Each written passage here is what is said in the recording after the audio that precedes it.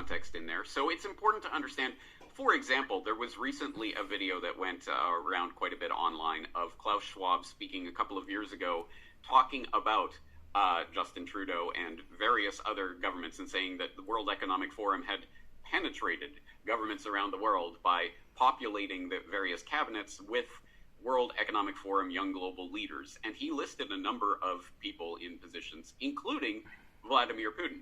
Now, as many people have pointed out, it is almost certain that Vladimir Putin was not part of this World Economic Forum Young Global Leaders program, because in that time, in the early 1990s, he was 41 years old, and too old to have been actually a member of the program, which I believe has an age cap of 38. I have to look up the exact numbers, but it was something along those lines.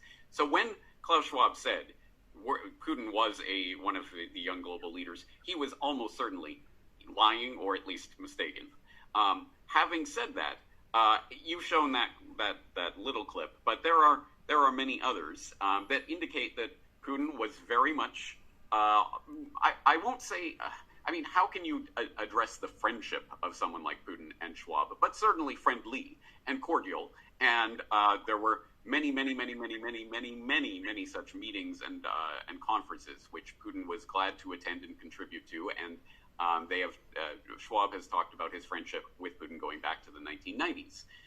Some people will counter that by saying, oh, but, Putin's a world leader and all world leaders just have to do these types of things. But I ask those people whether they would take, say, a Justin Trudeau or someone else's word for it. Oh, it's just a world leader. You just got to talk to people like Schwab and whatever. It's unfortunately, I see a lot of the same types of defenses going on for Putin's role in constructing a new world order that I saw a few years ago amongst the Trump crowd, of people saying Trump was fighting the globalists and he was going to save the world and he's going to round them all up and everything's going to be better. Meanwhile, he was the one who stewarded in and shepherded over COVID-19 response in the United States, including the warp speed operation to make sure the new mRNA vaccines were warp speeded into everyone's veins as quickly as possible, something that he said was one of the greatest accomplishments in human history. So I think that puts into perspective, oh, maybe these people who were telling me Trump was such a great anti-globalist crusader were not just wrong, but ridiculously, horribly wrong. And I think they are also wrong about Putin. Do not look at simply he shook hands with Schwab. Look at the fact he has a close personal friendship with Kissinger, invites him to his home for dinner every time he's in Moscow. These people collaborate on a very deep level and have great respect and admiration for each other, which they express at multiple opportunities. But beyond that even, look at what Putin says about the creation of the new multipolar world order, which we are being psyoped, I think, in the independent media into thinking is the alternative to the global unipolar world order. Either you are for the US and NATO and its proxies ruling over the world, or you are for Russia and China and others creating this new multipolar world where everyone has a seat at the table and it's all just about, respecting each other's sovereignty, etc., etc. But if you listen to what Putin actually says and actually writes, you will see that he, on multiple occasions, says that he is looking towards the creation of a real United Nations-led Sustainable Development Agenda 2030 world order, where nations will work together on key topics like pandemic prevention and creation of technological infrastructure for the fourth industrial revolution and things along these lines. Of course, Russia just wants to be a main seat at that table of world power. That is essentially the difference we are being offered, is a US-led world order or a Russia, China, India, whoever-led world order. I think I actually don't want to participate in either vision of quote-unquote world order, which is really a type of world disorder. I think real order, natural order, spontaneous order happens at the horizontal level. It is not top-down imposed on people. That is authoritarian rule.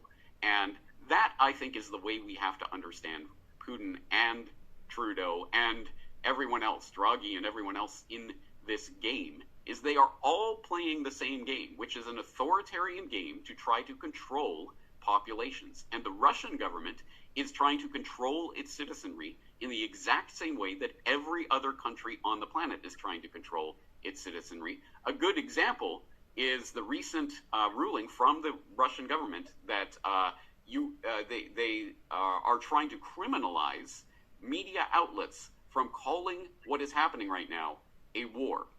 I believe the proper terminology is a special military operation, and media outlets in Russia are literally being forbidden from calling it war.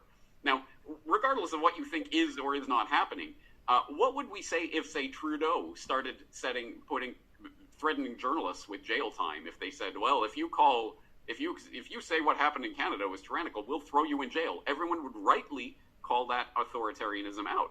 But people for some reason, at least in the English-speaking independent media, seem to never, ever, ever call out Putin for his authoritarianism. And I think that is very, very much to our detriment, because we are going to be led once again into some sort of Trump-like operation where this anti-globalist crusader is going to save us. Oh, wait, no, he isn't. Oh, it's too late. And unfortunately, the stakes get raised every single time this happens. In the Trump era, it was bad enough. In the Putin era, it will be even worse, because we really are looking at the specter of a World War III in the 2D chess game, which means war of nation state versus nation state. But as I constantly point out, World War III is already begun, and it is a war of every nation against its own citizens to try to control them more thoroughly. And no one is a better example of that than Putin's good pal Xi Jinping there in China, controlling the citizenry through a technological surveillance grid, the likes of which could hardly have been imagined even a generation ago. That is the vision for the New World Order that the BRICS and everyone else is looking to bring about.